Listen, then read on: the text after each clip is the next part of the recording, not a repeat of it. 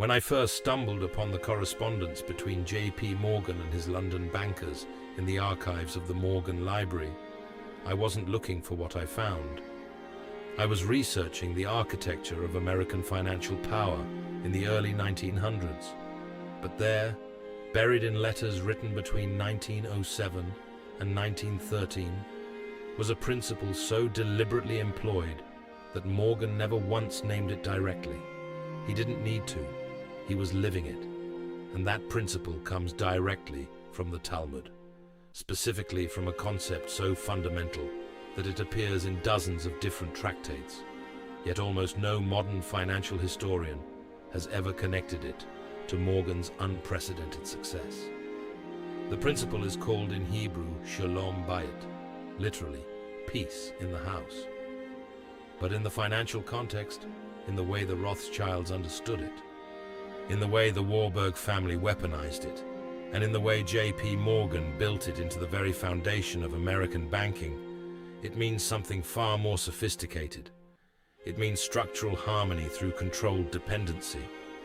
It means building a system so interconnected that everyone inside it profits when it functions, and everyone outside it is locked out.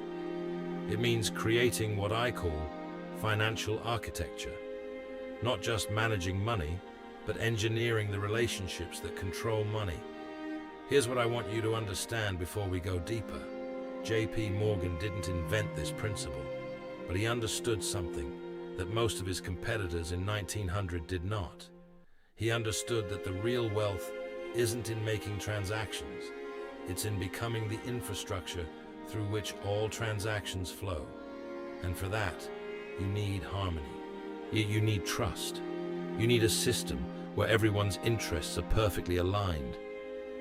The Talmud had already mapped this out. Morgan just applied it to America. Let me take you back to 1907. The United States was in panic.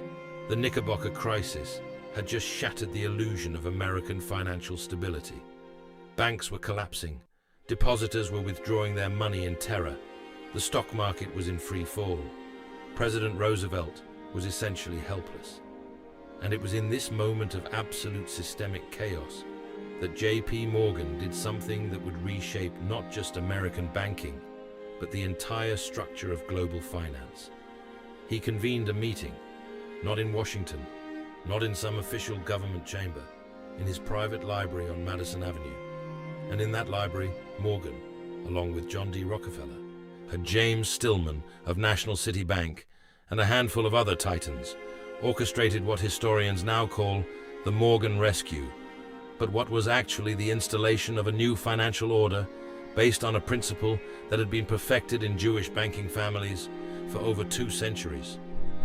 This is where most historians get it wrong. They treat Morgan as a solitary genius, a titan of individual will. But the truth is far more interesting. Morgan had learned from studying the European banking dynasties, particularly the Rothschilds, and later his relationships with the Warburg family, that individual genius is fragile. What survives is system. What compounds is harmony.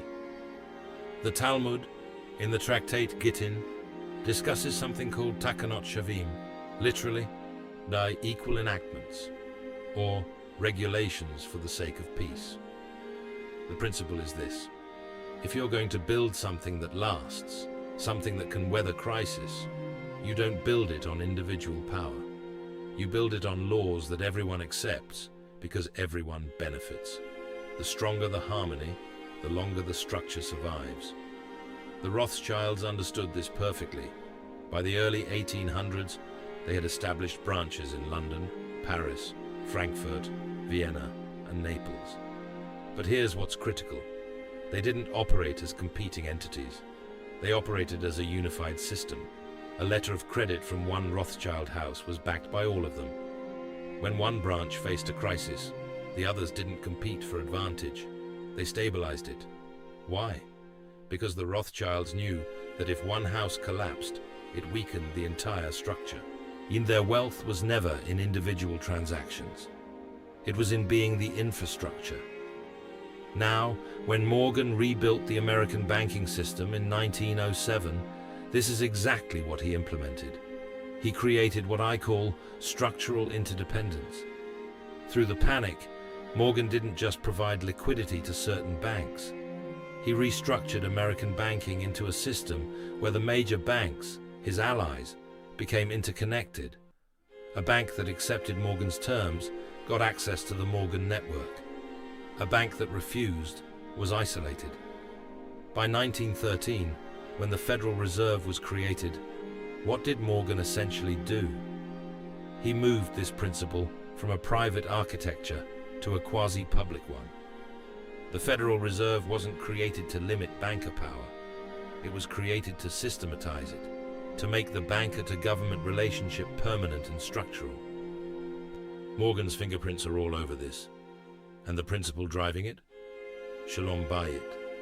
Harmony through interconnection. Here's what fascinates me after 3 decades of studying this. Warren Buffett, when he made his moves during the 2008 financial crisis, was operating on the same principle. He didn't buy weak assets to speculate. He bought them to become the infrastructure. When he injected capital into Bank of America, Goldman Sachs, and General Electric, he wasn't gambling on recovery. He was establishing positions where his capital became so essential to the system that his influence became permanent. Harmony through dependency. But let me get even more specific, because this is where the principle becomes actionable for people watching this, who actually want to understand how real wealth operates. In the Talmud, there's another concept from the tractate Bava Metzia about ona'at devarim, literally, causing pain through words. The principle is about how you structure relationships. If you have power over someone, you have an obligation to structure that relationship in a way that preserves their dignity and their interest. Not out of morality, out of strategy. Because a person who feels humiliated will sabotage the system. A person who feels respected and benefited will defend it. J.P. Morgan applied this ruthlessly. When he orchestrated the merger between U.S. Steel and Andrew Carnegie, he didn't crush Carnegie. He paid him more money than anyone thought rational. He made Carnegie feel like he'd won. Why?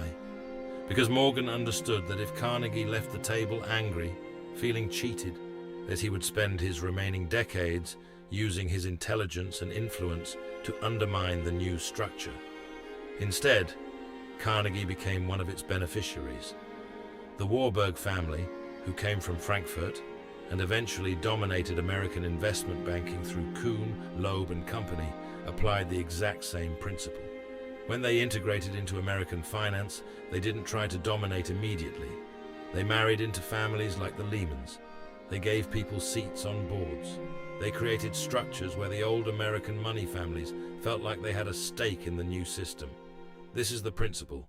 You don't build lasting wealth through extraction. You build it through architecture. You create a system where everyone inside profits, where everyone's interests align, where the system becomes so valuable to everyone in it that no one wants to break it. The Talmud calls it harmony. Morgan called it banking, but it's the same principle. And here's what's important. This principle is still operating today, but most people are completely blind to it. When you see a major financial crisis and suddenly certain banks get saved while others collapse, you're not seeing random policy. You're seeing the application of Sh'lom Bayit. The banks that are integrated into the system get saved. The ones that are isolated don't. The system protects itself because the system is designed so that protection of the system means protection of everyone inside. Let me give you the mechanism. The modern version of what Morgan built is called regulatory capture. Big banks hire people from the Federal Reserve. The Fed hires people from big banks. Congress is filled with lawyers who work for financial firms. The interlocking directorates that Morgan created manually in 1907 are now so systemic they're invisible. But the principle is identical. You create harmony through interconnection. You make it so that the people making regulatory decisions have personal financial stakes in the outcomes they regulate. Is this illegal? No. Is it unethical? That's a moral question, not a strategic one. For the purposes of understanding how real wealth actually builds and sustains itself, it's irrelevant. What matters is that it works. It has worked for over a century. And the families and institutions that understand this principle operate at a completely different level than those who don't. The closing point I want to leave you with comes from something I found in an 1899 letter Morgan wrote to a British correspondent. The public always believes in harmony when harmony is presented as necessity. He understood that Sh'lom Bayit isn't just a principle for internal relationships. It's a principle for how you communicate to the outside world about those relationships. You don't talk about control. You talk about stability. You don't talk about dependency. You talk about partnership. You present the system as something that emerged naturally, inevitably, beneficially. Because if the public understood that they were on the outside of an engineered system designed to keep them on the outside, the system wouldn't work. The difference between understanding this principle and not understanding it shapes everything about financial outcomes. Most people spend their lives trying to beat the system.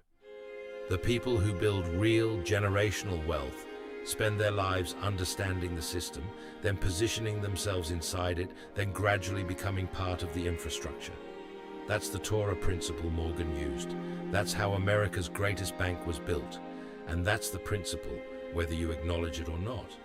That still determines who gets wealthy and who doesn't.